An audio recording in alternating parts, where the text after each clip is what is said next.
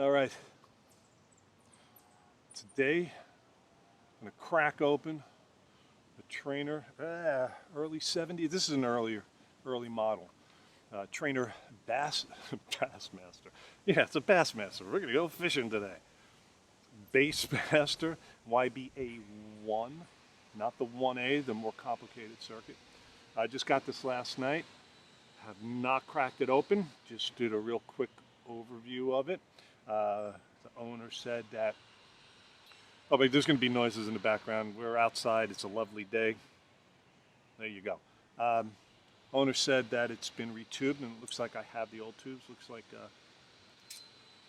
like some rubies were put in there. I'm guessing these are the boxes for the new tubes. Looks like one of the preamp tubes. Oh, yeah, flora and fauna. Wow. Hopefully I won't get attacked.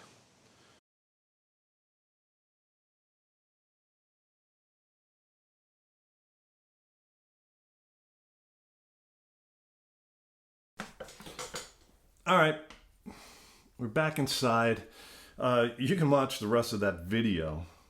I think if it's still posted, I actually finished it out there outside, but the sound got to be a little tough. It was windy, and also I don't think the shots of the inside the chassis did justice to what I was showing, what you needed to see, or what I was talking about. So here we are back inside. We're back with, I should stop that, with the Bassmaster, not the Bassmaster. Dumbass. So hopefully the sound's going to be better, and also I'm going to get some better shots and take some pictures and do such things in there. So what we're going to talk about not only is take a look how the amp is as it stands right now as I got it. Let's see the state of it. But also you'll see in doing that why these amps are sought after for not only for modifications, just the way they are as they are. Number one, it's a fairly simple circuit, very similar to a Bassman 5F6A or a JTM 45 Marshall, which was based on that other amp. It's a 2-output tube amp. It's 6CA7, which is the American equivalent of an EL34. The amp has EL34s in it right now. But they're, first of all, very similar. That's one reason why they're sought after. Very similar to those amps, which are great amps. And this is a great amp. But also how easily modifiable this amp is. And you'll see when we open it up, there's several reasons. One is it is a simple circuit, easy to modify, do stuff to it. Also, there's great real estate and room, and the way it's laid out is Spartan, clean, and, well, you'll see. And third of all, when we open it up, you'll see how easy this amp was built. The whole cabinet was built for ease of servicing, or modification, if you want to say that. So with that in mind, let's take a quick look at the front panel before we go overhead and open it up and see what's inside. First thing I noticed, the Traynor tag thing is there, which is great, but it's this, all the edges I believe should be white. So if I put a little care and some painstaking finesse, maybe I can mask that off and give it a nice white coat of spray paint. See how that turns out. But let's take a look. So very similar, 4 inputs. Very similar to a JTM 45 or a Bassman 5F6A. These are 2 different channels. So they are serviced by 2 different tubes, or the triodes of 2 different triodes, I believe probably in 1 tube. But what it does allow, similar to a JTM 45 or the later Super Leads and Marshalls, you can patch over and blend these 2. It's funny, people say for higher gain. I'm not sure if it's higher gain. I think it could be different tone. I've got to see. And also allows modification, since there is an available triode in a sense, if you only want to go to 1 channel, for cascading or adding, using one as an additional gain stage. So a lot of different ways to modify, but we've got a volume for the one channel, a volume for the other channel.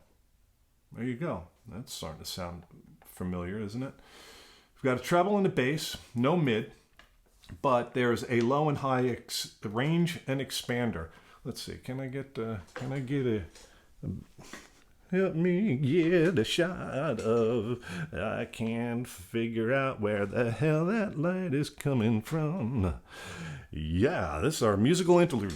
Anyway, it says range expander above these two, and you've got a low and a high.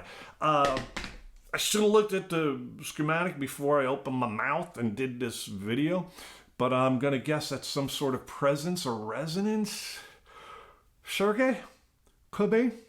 I don't know. It's a bass amp, right? So we'll see. So that's the front, pretty straightforward stuff. This is the standby switch. When we look inside, we'll see if it makes sense to keep that or not. Does it ever make sense to keep a standby switch? We could go on for a long time with that. Well, actually, we shouldn't. It's pretty simple.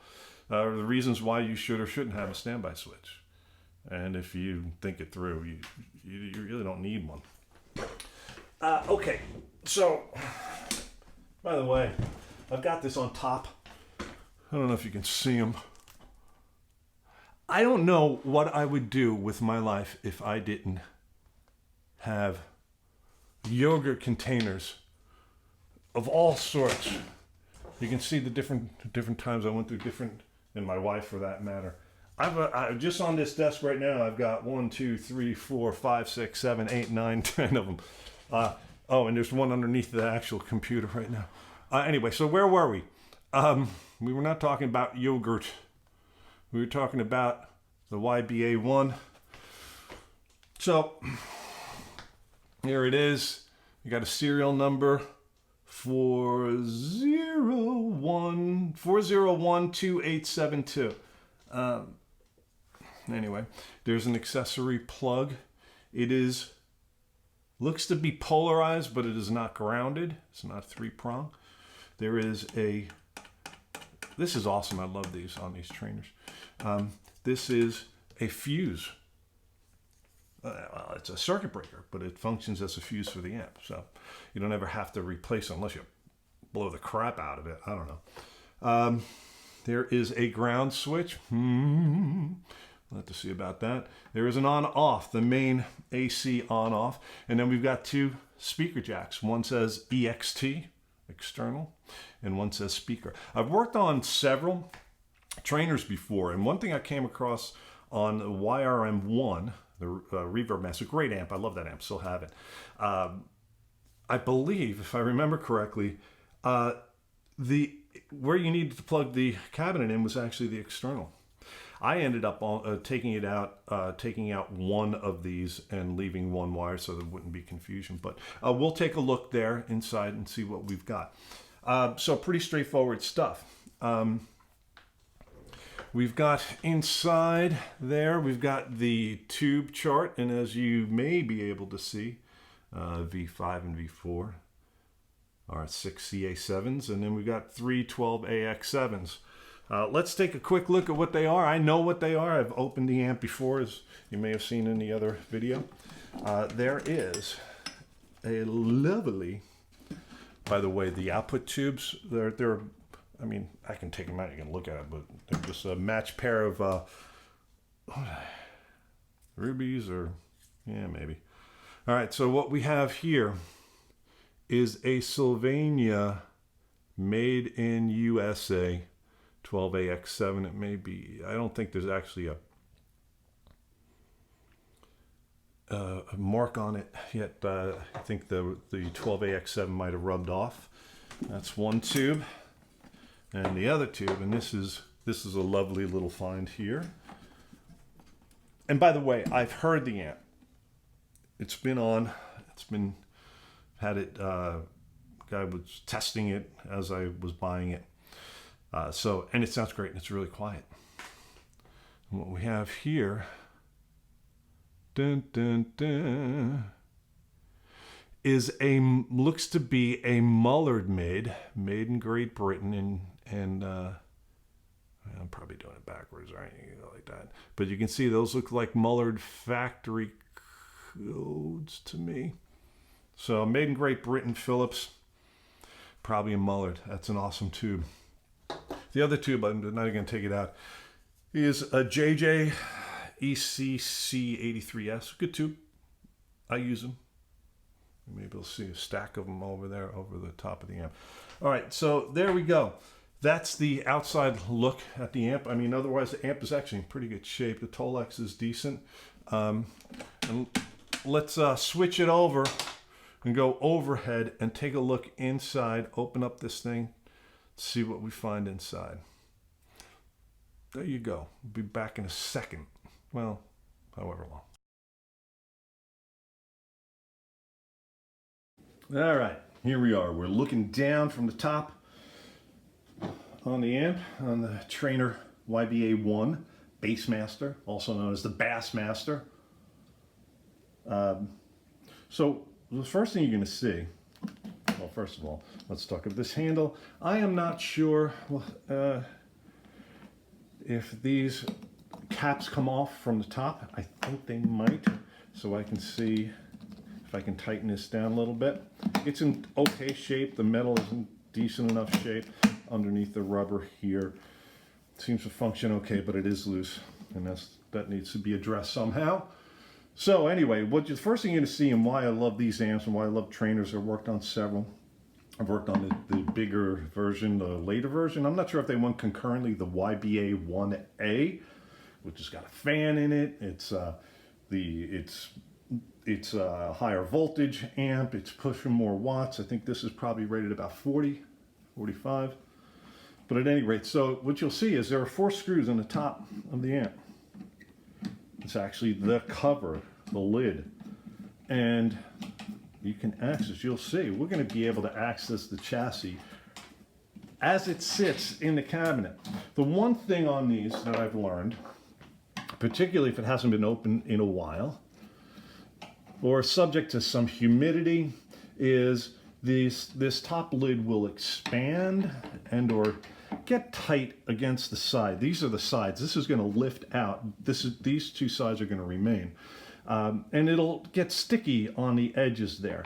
And there's an easy solution around that. Or for that matter, there are screws on the side, here and here, that actually go into the chassis, into the metal of the chassis. I believe they are one of those, a carriage bolt type of setup, where there's the nut is set into a little cage. I think that's really called cage nuts, not carriage. You could put a carriage nut into a cage nut, but inside of the chassis, and that actually holds a chassis to the cabinet, and this lid comes off. So at any rate, the point being is that if this gets tight, and you see it's a little tight, I'm putting some good pressure on it, it's not coming up. That's because the sides are pushing in against it and holding it, and also can make it sticky. So now you don't want to completely remove these, because then the chassis is going to fall to the bottom of the cabinet. So just a little bit, maybe one turn should do it on all bolts. And that should free up the pressure. I don't know if you heard that pop. That gives you an idea that the pressure is now freed up on the side of this cover, and we can take it. I could probably loosen those a little bit, but that's all right. It's coming up. Try to make it come up even, because what we're going to see first is this awesome condition schematic on the inside of the back. And as you can see, by the way, underneath here, I do not feel any holes in this shield that is stapled or bradded into, or actually those are not quite staples. Those are 2-sided brads that you can tap in. So I can't get at that handle. So those things are going to have to pop off, I think, those covers. But getting back to the schematic, the one thing you're going to see here, let's see if I can be good at zooming in, is, that's furthest. If I move it over, you'll see that the schematic has a date of what? Is that 12/6/72? If it's Canadian, that's probably means June 12th. Let me take a closer look. I can't see it myself. Put on my StuMac hat. 22. It says 22/6/72. So in Canadian or British, the month and date are different. The day comes first, then the month, then the year, compared to America where we do month, day, year. So that's this schematic was drawn or approved on the 22nd day of June in 1972. So this amp is not any older than that. But look at the condition. Let's zoom back out. It's lovely. Oh my God, love it. So we're going to get back to this. I'm going to take a picture of this and I'm going to flash it on when we poke through the amp itself to point out some certain things that we're going to come across. All righty, let's put that to the side carefully. We do not want anything to happen to that beautiful schematic. You don't see that often. The amp pegs, Traynors, other amps will have Univox, I think, Lafayette's, things like that will have the schematics somewhere inside the chassis or inside the cabinet, and they get chewed up and destroyed. And that one's just fabulous. All right, I got my StuMac hat on. I don't know if you can see it. You can see my bald spot. Anyway, so let's take a peek here. The first thing I'm going to look at is someone's been in here and put in, this is a new cord. In fact, if you look at the schematic, we'll look at it again, it shows that it is not a 3-prong cord originally in this amp. So someone had added a 3-prong cord, and we can see the evidence of that obviously coming through with a nice strain relief thingy. Love those when they're done well. Okay, so we see the white neutral coming from the cord, we see the black hot, and we see the green gray if you're colorblind. Could be gray, I don't know. Chassis ground. So well done, put together, and you can see they did a nice job. They're soldered together and they are shrink wrapped. I like that. So if we take that and it's grounded to a point on the chassis that is one of the bolts of the power transformer. Okay, so far so good. Now the thing that I always keep in mind when I'm putting in a 3-prong plug is I think fuse first, switch second. And it seems to me that they have done that. And let's see if I can get a better shot of what was done here. So if we look, we can see that the hot, it does go to the accessory. This thing's wobbling. Let's see if I can make it happen. Okay, this is the accessory plug, the 2-prong plug that seems to be polarized. I think one blade is larger. I have to check. That should be, the larger blade should be the neutral. And we have the neutral coming from the house power to one side of that accessory plug. And then we have a pilot light connection, it looks like, over here. Let me, I'll zoom back out in a second, but from that accessory plug, let's get a little light in there. Let's see, does that help? And on the other side of the accessory plug, we've got the house power hot, and that's going to effectively what the fuse is. This is that circuit breaker, which is awesome. By the way, it looks like it is dated. It says 7341, so 41st week of 1973, and that makes sense. So we can see that the hot continues to one side of that circuit breaker slash fuse, and then continues on. So that's fuse first, nice. And by the way, it's always, when I say fuse first, switch second, I'm talking about the hot line, not the neutral. So it goes to the fuse. And then we've got over here, this is the ground switch. We're gonna have to do something about that, but we'll get back quickly. So, and then on to, through here, goes on to the actual AC power switch, which then is connected back to the transformer. So, and by the way, going back to here, the neutral goes to the accessory plug and is attached directly to one side of the power transformer primary. The other side of the primary is going up to the switch. So, and here we are. We've got a situation that someone has worked on this amp. Someone has put this 3-prong. Let me zoom back out a little bit. But they left the proverbial death cap in. So what is happening here is you've got a line from the neutral. It's coming from this post here on the accessory, which is connected to the neutral house line. And it is attached to one side of this switch. The other side is attached to the hot, which is coming through this circuit breaker. And this switch says, okay, I'm going to take this middle lead and I'm going to connect it either to here, or you flip the switch is connected to there, maybe the other way around, doesn't matter, the switch position. But what that center terminal is going to be connected to is a capacitor, probably a point, let's see if it shows in the schematic, probably 0.047, yeah, that's pretty common, to ground.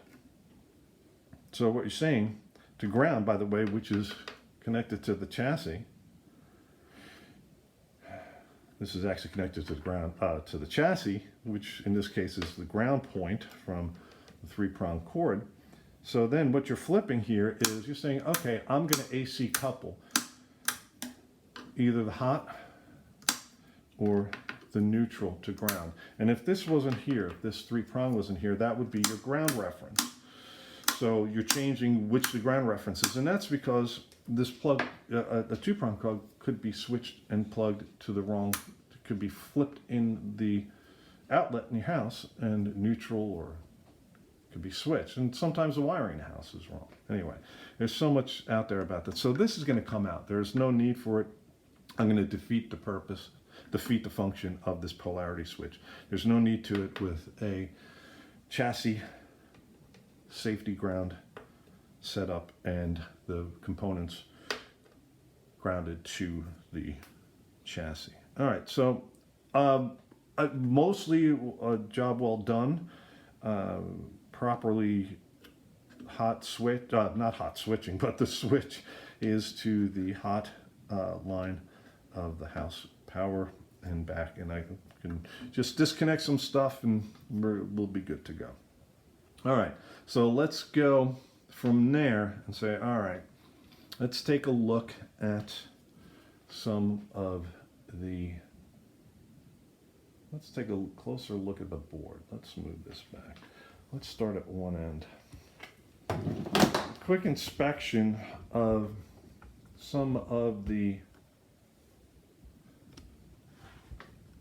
solder joints show that there may have been some stuff going on. So what we have here is this end of the terminal board is where the rectification and the B+ rails starts its journey through the amp. This is set up as a bridge rectifier, and if I look at it, if you look closely, it looks like 3 of the diodes, one of the diodes is different than the other 3.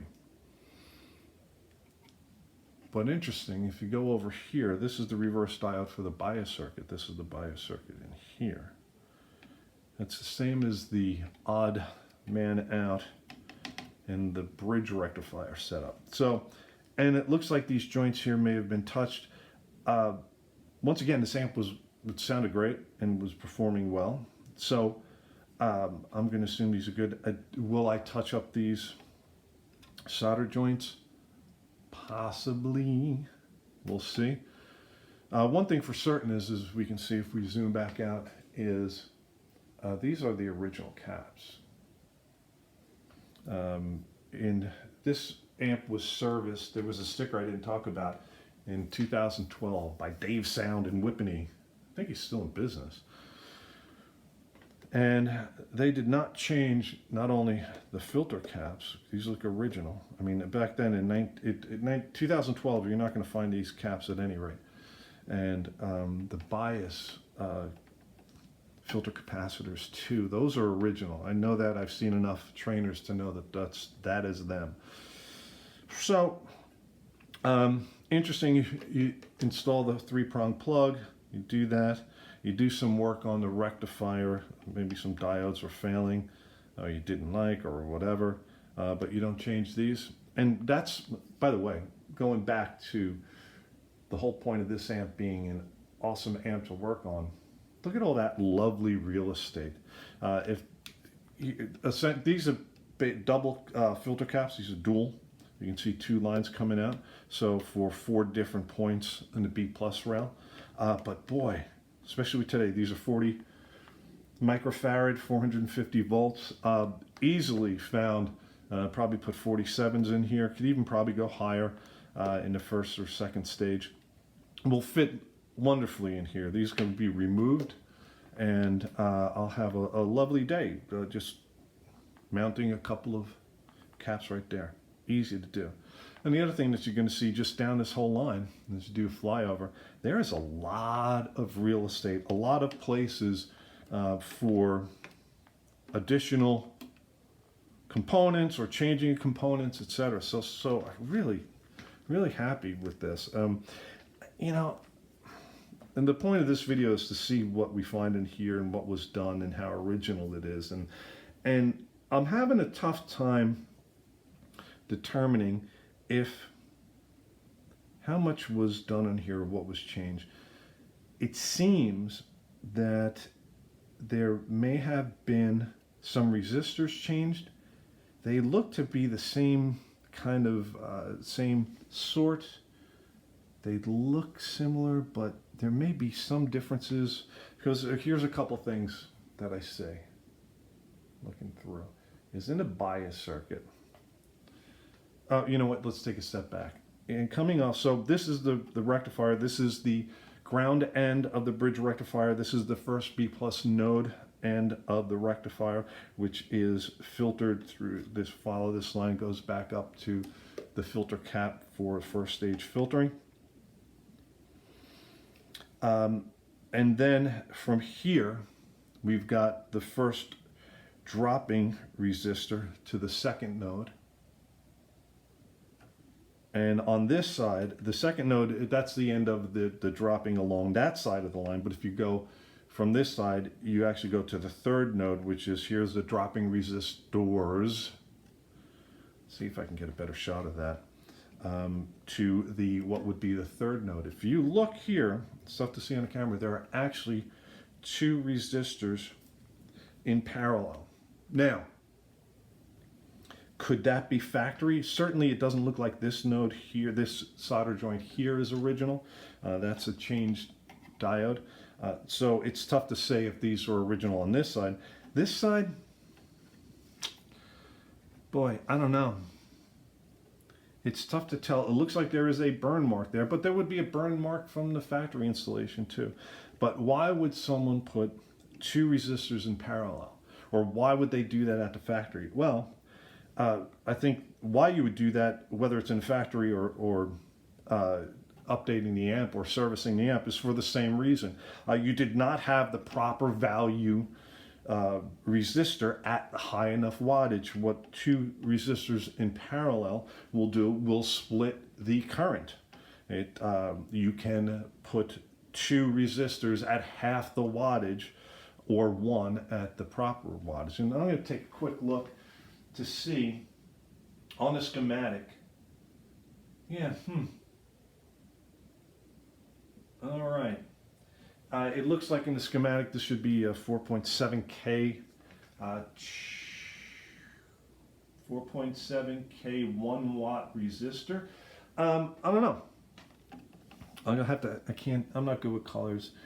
So if they're in parallel, since it would be half, it would be somewhere around a would have to be technically a 9.4K, two 9.4K resistors, but that's an odd number. So not good with colors. I'd have to test them and see or take a closer look. Maybe you can tell, bad lighting and all, what those values are. So I'm going to take a look at that. I'm going to see if I'm almost certain I have an appropriate single resistor that would work in that case. Will I change that? I don't know. I don't like looking at it. And then if you go further down into the bias circuit here, now you know what, before we do that, let's go back up. So let me pull out a little bit on here, and let's take a look at the first and second node and what's going on there. Typically the first node goes to the center tap of the output transformer primary. It's the first stage of filtering. It's typically the highest voltage in the amp. And then the next node, typically for at least a pentode setup, will be there will be a dropping resistor and a slightly lower voltage that would be applied to the screen grids of the output tube. And that is what's going on here. But let's take a look. At first, when I first saw this, I saw two 470 ohm resistors side by side, and I thought, oh, 10 watt, pretty high wattage. I thought, oh, those must be the screen resistors. Often you'll see screen resistors or resistors on the screens between the screen and the B plus node that's supplying the voltage to restrict current to some degree, because screens are much more susceptible to frying up if they're drawing too much current. And at first that's what I thought this was, but then I look closer and you'll see from the rectifier, there's the node. Actually, if you follow this line here, this red line, this goes into this is the center tap of the output transformer, and you can see actually the two lines coming out for the push-pull side of that, but we'll get back to that.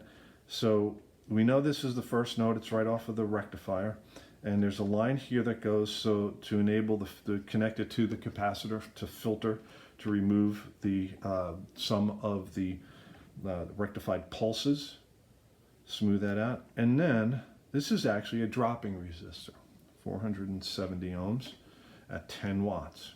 And what we have here is our second node. And our second node filtered by the other side of this dual capacitor. And what if we follow underneath here, you see what we have is this is connected to another 470 ohm 10 watt resistor. And that runs to pin 4 on both of the output tubes, which is the control, which is the screen grid. So what we have here, there's no other resistor in there. They're tied together. This ends up being effectively a shared screen resistor. Typically you'll see two separate resistors, maybe at 5 watts. But what they're doing here is restricting it, although it'll allow more current because it's shared by the two screens. It's effectively a 235 ohm resistor that's applied to it could be applied to them to each screen individually and have the same effect. So that's what that is doing. Do I need to change that? Should I change that? It's designed this way, and it seems to be working well, and it does restrict the current through those screens to some degree. All right, so interesting. So the other thing is, let's take a look at this rectifier. So we've got the B plus node. On the other ends of that triangle, if you've seen those bridge rectifiers, let's see if I can pull it up here, show it to you on the schematic. That is that guy there. So we have two red lines coming from the transformer, which supply the alternating current, which is then rectified through the bridge rectifier. At one side of the bridge rectifier, this far side here, is grounded, but you'll see a switch there. We'll talk about that. That's the standby switch.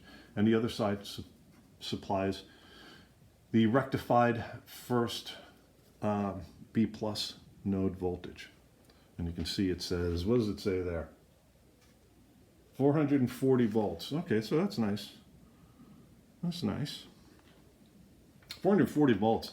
I'll tell you one thing, just talking about that for a second. If that's 440 volts and this cap here is 450 volts rated,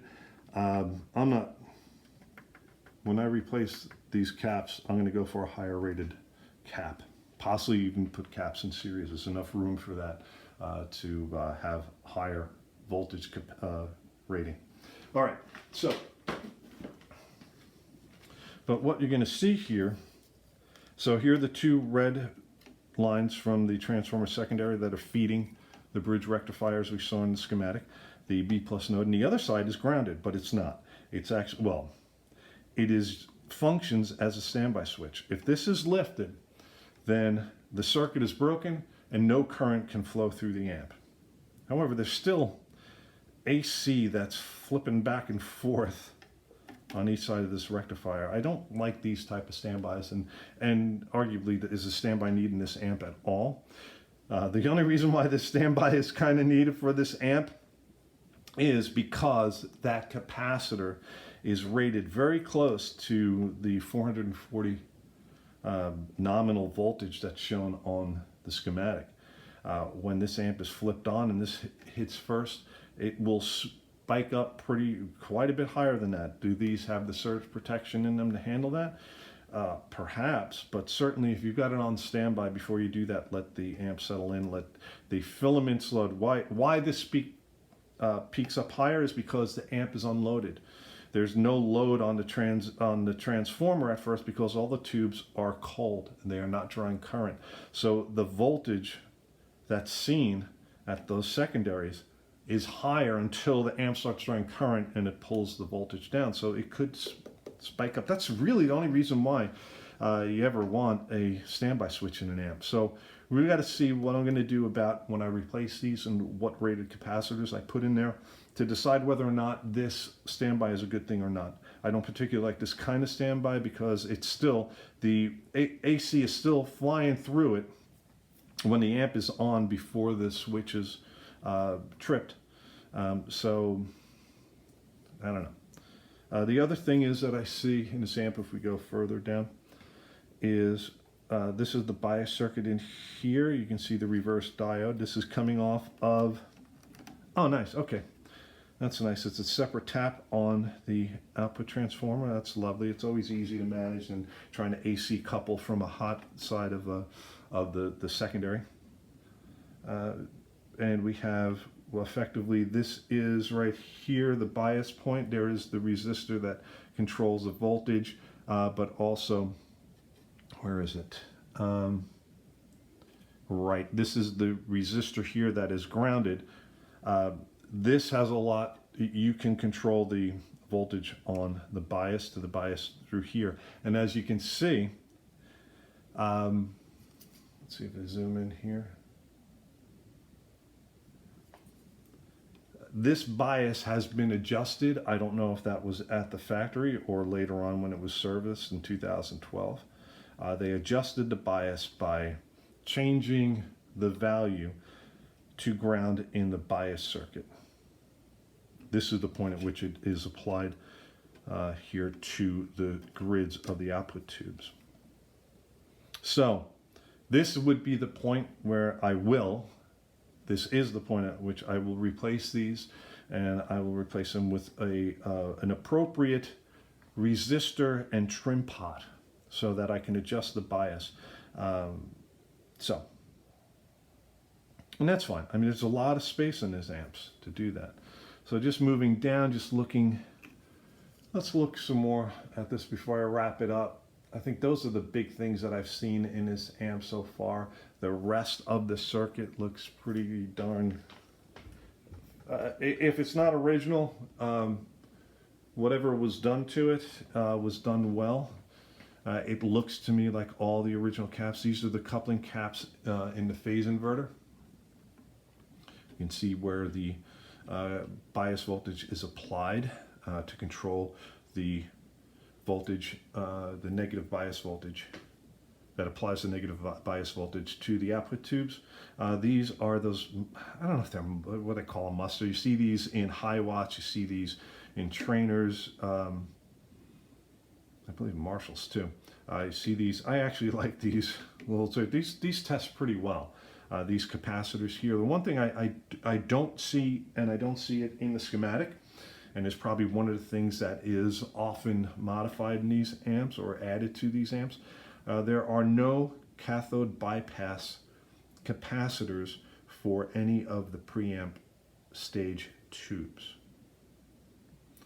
which is interesting because certainly in both the original JTM 45 and the Bassman 5F6A and other quote bass type amps that were originally made, there were bypass capacitors across the cathodes in the first stage of the preamp, and actually pretty large values. I believe in the Bassman 5F6A there was 330 or maybe 250 microfarads, and maybe it was in the JTM was 330 on one side, and interesting, 0.68 in a JTM on the other channel, which actually is why a lot of people jumped the amps, because there was different tone, you get a different sound after blending those two together. So I've got to take a look in this amp, and if I take a quick look at the schematic over here, it looks as though, it sure looks like the two channels have the same exact bias and setup. So there isn't much of a difference between the two, so it would be something to use maybe to stack gain stages. Also, if I look at the input jacks here, it looks like one is a higher sensitivity and a lower sensitivity, the way they're wired on each of these. So there's that, but that looks all original to me. By the way, I don't know if you can see them. You can see them over here. Here are those cage bolts I was talking about that hold the chassis in place. You can see if I pulled those all the way out, the chassis would fall. I'm not sure if there is a bracket or something that supports it. There may be, to keep it from falling in if these are pulled, if the bolts are removed. At any rate, everything looks really good in the amp. Otherwise, there has been some work done, and it looks like it's done well for the most part. Even this bias, that's not an atypical way or a bad way. You find out where the bias point is, and you change the value of these resistors to get the correct bias, but it does not allow it to be adjusted on the fly, and that's why I'm going to put the pot in, and some other work that was done. Oh, and over here are the output jacks. You've got, this is the external one, and this is labeled as speaker. Typically most people would put it in here, and it looks like that would be the case. This is a safety resistor. This is a high wattage resistor. It's actually 15 watts, 180 ohms. What this basically is a dummy load if for whatever reason someone forgot to plug in their cabinet and turned on the amp without a speaker connected. This acts as a dummy load to keep from frying the output transformer and or the output tubes from trying to push an infinite open circuit load. So that's cool. That's going to stay in there, and you can see at various points the amp is designed with these little push-ups and pull-outs that allow easy chassis soldering for ground points, which is great. If you have a large enough, hot enough, big enough, a high wattage enough soldering iron, since this is a Canadian amp, I'll have to say solder. You don't need these necessarily. You can solder directly to chassis, but even with or without that, or with a lower wattage, say 40 watts or less, soldering iron, these will enable the heating of this point much easier with that lower wattage soldering iron, and you can make a nice ground connection to those. I'm still probably, if I do anything with these, which I probably will leave them and use the wires when I replace these caps. If I were to touch any of these, I still would use a larger wattage iron just to make sure that we have full flow connection of solder to the chassis. I mean, and the chassis is fairly clean, but I don't want to worry about any dirt or anything like that, keeping a good solder connection from happening. So there you go. I think that's about it. I'm going to wrap it up. I'm going to have to take a look at the expander, range and expander circuit to see what that does. I'm going to look at the schematic, and I don't know if I'm going to put an addendum or add another little segment to this video to talk about that. So there it is. I'm well pleased. I think it's exactly what I was hoping for. I mean, you can't expect help me with the math, a 47-year-old, 46-year-old amp from not having its hair dyed at some point. There are some changes to be made, or a tummy tuck and an eye lift kind of thing is going to happen after so many years, if the amp has been used or has been continued to be used, which this amp was. It wasn't heavily used, but certainly was used enough that over the years someone would have to come in and make some changes, and these changes are not hair-raising as some of the ones I've seen before. So it's great. I'm going to restore it to original as possible, and then from there I'm going to decide if I'm going to go take a look at one of the millions of modification suggestions that they make for these amps. I want to see how it sounds as it is out of the box, which I think are going to be very well pleased with, which what I've already heard, and then we'll go from there. All right, thanks for watching.